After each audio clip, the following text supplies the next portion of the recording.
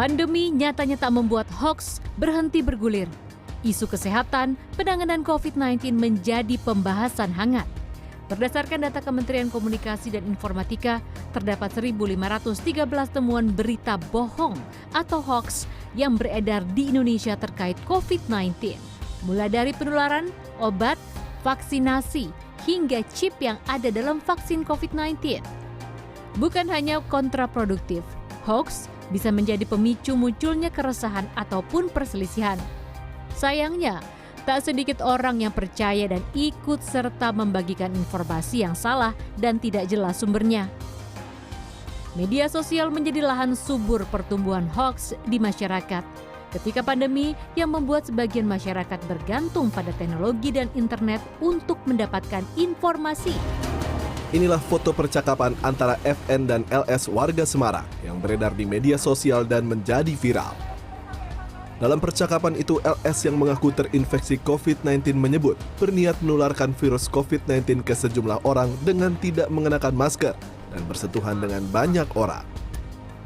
Percakapan ini pun langsung ditindaklanjuti oleh pemerintah Kota Semarang yang kemudian menerjunkan tim Satgas untuk memburu keberadaan FN dan LS. Di tengah penanganan pandemi COVID-19, hoax marak di tengah masyarakat. 13 Juli 2021 lalu, seorang pemuda di Bantul, Yogyakarta merusak sebuah mobil ambulans yang tengah mengangkut seorang pasien COVID-19. Menurut pelaku, ia merusak ambulans karena terhasut kabar bohong di media sosial. Assalamualaikum warahmatullahi wabarakatuh. Perkenalkan, kami peserta Latsar CPNS PPSDM Regional Bandung tahun 2021 akan mempresentasikan tugas kelompok kami mengenai analisis isu global COVID-19. Sebelumnya, saya akan memperkenalkan anggota kelompok kami. Yang pertama yaitu saya sendiri, Harukmana Anggi Saputra. Yang kedua, Elsa Melina. Yang ketiga, Febri Farhani. Dan yang keempat, Gita Anggraini. Pertama, identifikasi masalah. Ada 5 identifikasi masalah di sini. Yang pertama, kurang efektifnya kebijakan PPKM dalam penanganan COVID-19 di berbagai wilayah Indonesia. Yang kedua, minimnya edukasi kepada masyarakat tentang pentingnya penerapan protokol kesehatan dalam kehidupan sehari-hari. Yang ketiga, kurangnya kesiapan dunia usaha dan dunia industri dalam menghadapi kondisi tak terduga akibat pandemi COVID-19. Yang keempat, kurangnya kesadaran masyarakat untuk melaksanakan vaksin. Dan yang kelima, banyaknya media online yang menyebarkan berita hoaks tentang COVID-19. Setelah mengidentifikasi isu dengan metode pentahelix, dilanjutkan dengan menapis isu tersebut dengan metode USG. Metode ini digunakan untuk menentukan skala prioritas dari isu-isu tersebut, di mana U adalah urgensi, S adalah seriousness, dan G adalah growth. Di sini kami memberikan rentang poin dari 1 sampai 5. 1 adalah sangat tidak mendesak, 2 tidak mendesak, 3 cukup mendesak, 4 mendesak, dan 5 sangat mendesak.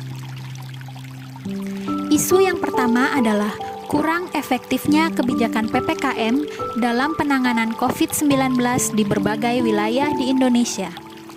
Poin yang kami berikan untuk U adalah 4, S adalah 5, dan G adalah 4. Maka, total poin yang didapatkan adalah 13. Isu yang kedua adalah minimnya edukasi kepada masyarakat tentang pentingnya penerapan protokol kesehatan dalam kehidupan sehari-hari. Poin untuk U adalah 3, S adalah 3, G adalah 3. Sehingga total yang dihasilkan adalah 9 poin. Isu yang ketiga adalah kurangnya kesiapan dunia usaha dan dunia industri dalam menghadapi kondisi tak terduga akibat pandemi COVID-19. Poin untuk U adalah 1, S adalah 1, G adalah 2, sehingga total poin adalah 4 poin.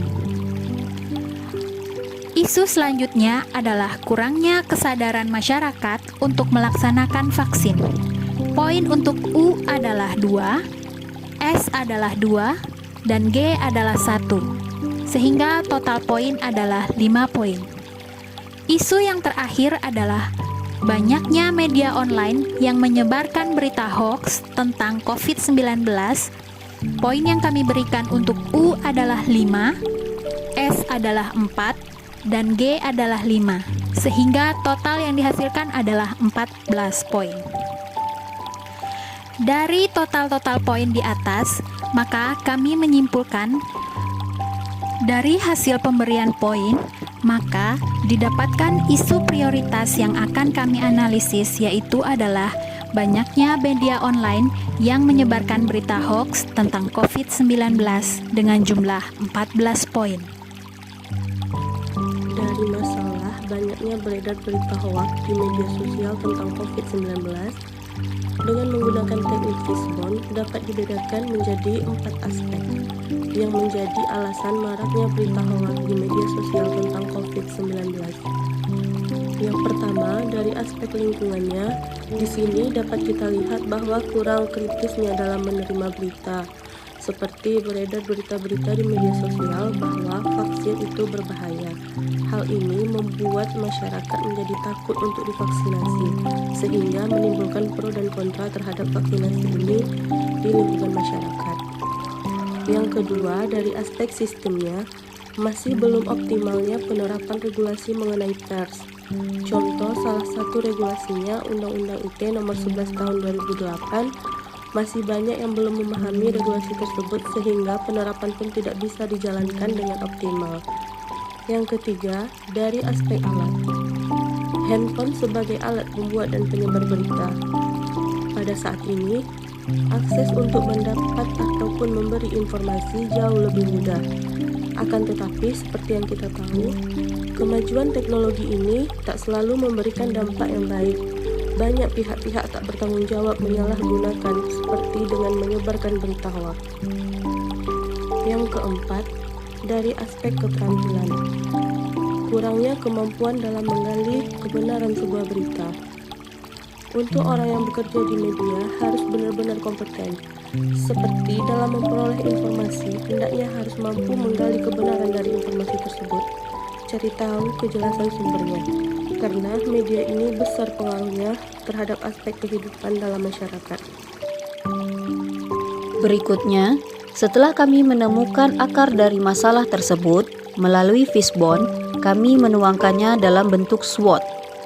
SWOT analisis adalah metode analisis untuk mengidentifikasi faktor internal dan eksternal yang berpengaruh kepada performa organisasi. Faktor internal tersebut terdiri dari kekuatan atau strength dan kelemahan atau weakness. Sedangkan faktor eksternal terdiri dari peluang atau opportunities dan ancaman atau threats. Kekuatan adalah sumber daya yang dimiliki organisasi yang dapat mendukung organisasi untuk mencapai tujuan. Sedangkan kelemahan adalah hal penghambat yang berasal dari internal organisasi yang dapat mengganggu upaya pencapaian tujuan organisasi. Adapun analisis SWOT yang pertama, kekuatan atau strength. Yang pertama, pemerintah sudah membuat Undang-Undang ITE Nomor 11 Tahun 2008. Yang kedua, pemerintah sudah membentuk Cyber Police. Yang ketiga, pemerintah sudah membentuk Satgas COVID-19. Yang kedua, kelemahan atau weakness. Yang pertama, banyaknya pasal karet di Undang-Undang ITE Nomor 11 Tahun 2008. Yang kedua, kurangnya budaya literasi di masyarakat. Yang ketiga, peluang atau opportunities. Yang pertama, meningkatnya pemahaman masyarakat tentang Undang-Undang ITE. Yang kedua, banyaknya penangkapan tersangka penyebar berita hoaks terkait COVID-19. Yang ketiga, banyaknya akses untuk mengetahui informasi terbaru seputar COVID-19. Yang keempat, ancaman atau threats. Pertama, timbulnya pro dan kontra terhadap kebijakan pemerintah. Yang kedua, hilang kepercayaan masyarakat terhadap media terkait pemberitaan COVID-19. Yang ketiga, meningkatnya angka pengangguran. Yang keempat, masyarakat menjadi apatis dan tidak peduli terhadap pemberitaan COVID-19. Untuk menangani akar permasalahan tadi, Berikut beberapa alternatif penyelesaian isu. Alternatif penyelesaian isu yang pertama, melakukan sosialisasi kepada masyarakat tentang COVID-19. Tahap setiap alternatif yang pertama, membuat Satgas COVID-19 sampai ke tingkat desa. Yang kedua, Satgas membuat program penyuluhan kepada masyarakat. Hasil yang diharapkan, masyarakat memahami informasi yang akurat tentang COVID-19. Alternatif penyelesaian yang kedua, melakukan sosialisasi penerapan Undang-Undang ITE. Tahap setiap alternatif, pemerintah menyebarluaskan poin penting dalam penerapan Undang-Undang ITE di berbagai media. Hal yang diharapkan, awak media dapat membuat berita yang sesuai dengan aktual dan terpercaya. Alternatif yang ketiga, meningkatkan kemampuan awak media untuk menggali informasi lebih dalam. Tahapan setiap alternatif yang pertama, perusahaan media massa maupun online merekrut pegawai yang berkompeten di bidangnya. Yang kedua, perusahaan media memberikan pelatihan kepada karyawannya agar mampu membuat berita yang aktual dan terpercaya. Hasil yang diharapkan, masyarakat menjadi lebih mengetahui bahwa ada undang-undang yang mengatur kebebasan dalam menggunakan dunia maya. Pihak terkait, pemerintah, masyarakat, dan awak media. Nah, demikian presentasi dari kelompok kami terkait analisis isu kontemporer yang mengangkat tema banyaknya media online yang menyebarkan berita hoaks tentang COVID-19 yang dapat kami sampaikan. Terima kasih atas bantuan dan dukungannya, dan mohon maaf apabila ada kekurangan. Semoga presentasi ini dapat bermanfaat bagi kita semua dan masyarakat Indonesia. Terima kasih. Wabillahi taufiq wal hidayah. Wassalamualaikum warahmatullahi wabarakatuh.